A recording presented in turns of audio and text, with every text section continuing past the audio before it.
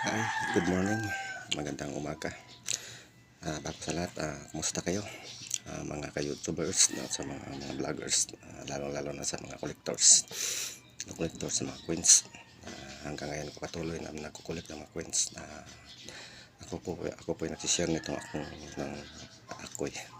sorry po, ng isang coins na isishare ko sa inyo inyo mga collectors na suportahan nyo ang aking vlogs at ang aking coins na isishare ko sa inyo at naway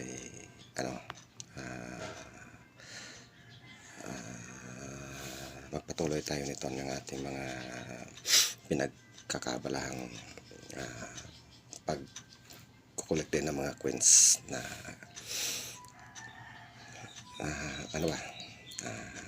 nawala ko sa nagkukulit tayo ng mga coins para naman po may isishare ako sa inyo sa mga collectors, no? Naway suportahan nyo ako, no? Yan po. Maraming salamat mga ka-YouTubers, mga collectors na nanonood nito at hindi mga collectors o nagsisimula pa lang nagkukulit o magkukulit kagaya ko, happy collecting ng coins po. Ito po ay libangan lang natin at may kumikita tayo dito, no? Dahil kung papala rin ang ating coins na kinukulik ay kukuliktahin din ng mga malalaking mga coins collector na magustuhan nila na mayroong tataas na value, no? Dahil ang bawat coins o may coins na may matataas na value, no? Yung mga coins na mga rare coins, no? Yung mga rare coins, yung mga palibasa lang o kunti lang ang ginawa, yan po. At lalo na yung coins na may error coins, no?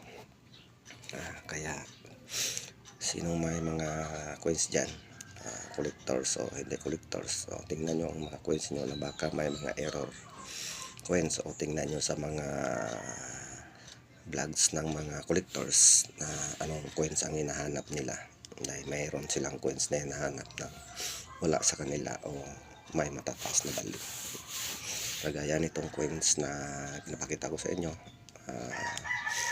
1998, pero isang common coins to na na coins na 5 piso BSP series. Ang hindi coins nito yung 1995 at saka 2007, 8 at saka 2006, 7, 8 or 9, yan, basta yan, tingnan nyo. So anong mga coins na mas